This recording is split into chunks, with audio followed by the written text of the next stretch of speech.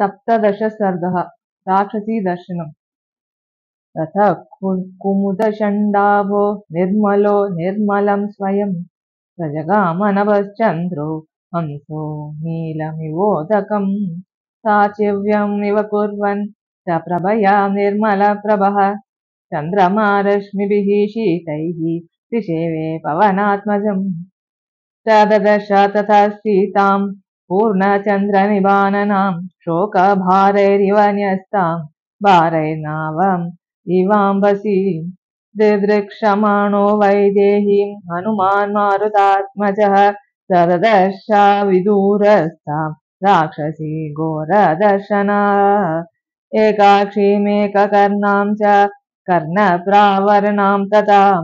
अकर्णां शङ्कुकर्णां च मस्तकोच्छ्वासनासिकाम् अतिकायोत्तमाङ्गीं च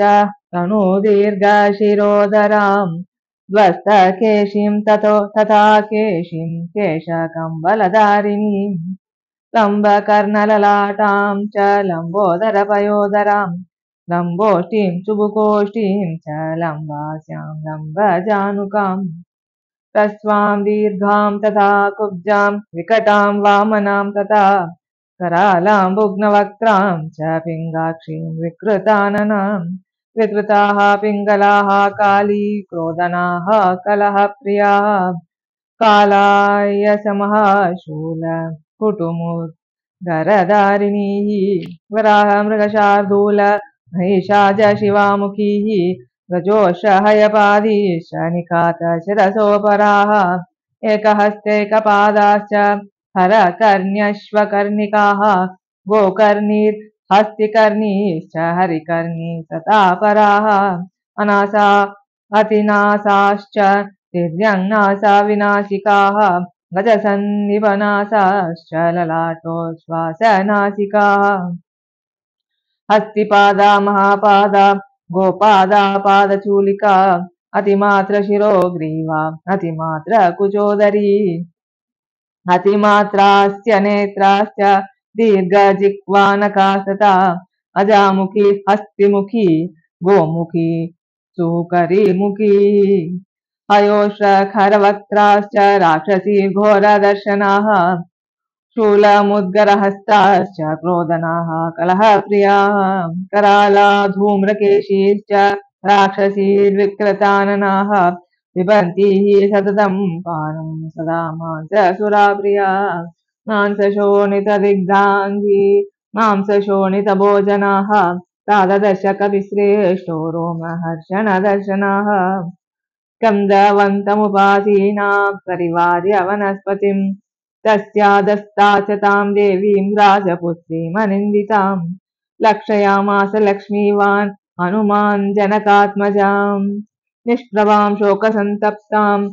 मलसङ्कुलमूर्धजां क्षीणपुण्यां च्युतां भूमौ तारां निपतितामिव चारित्रव्यपदेशाढ्यां भर्तृदर्शनदुर्गतां भूषणैरुत्तमैर्हीनां भर्तृवात्सल्यभूषणाम् राक्षसाधिपसमृद्धां बन्धुभिश्च विनाकृतां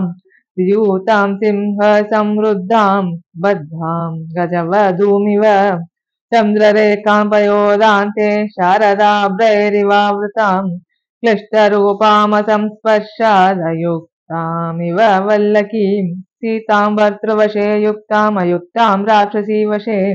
अशोकवनिका मध्ये शोकसागरमाप्लुतां ताभिः परव्रतां तत्र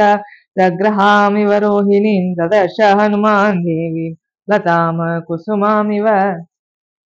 श्यामलेन च दिग्धाङ्गी वपुषा चाप्यलङ्कृता मृणाली पङ्कदिग्देव विभाति न विभाति च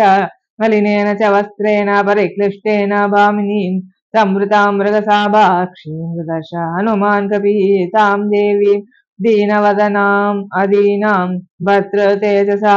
रक्षितां स्वेन शीलेन सीतामसितलोचनां तां दृष्ट्वा हनुमान् सीतां मृगशावनिभेक्षणां मृगकन्यां निवत्रस्तां वीक्षमाणां समन्ततः दहन्तीमिव निःश्वासैर्वृक्षान् पल्लवधारिणः सङ्घातमिव शोकानां दुःखस्योर्मि इवोतिताम् तां क्षामां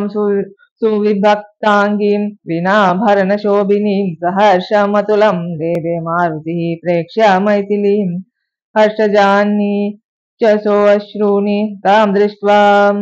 अधिरेक्षणां मुमोचानुमान् तत्र नमश्चक्रे च राघवं नमस्कृत्वा च रामाय लक्ष्मणाय च वीर्यवान् सीता दर्शनसंकृष्टो हनुमान् संवृतो अभवत् इति श्रीमद् रामायणे सुन्दरकाण्डे 17 सर्गः।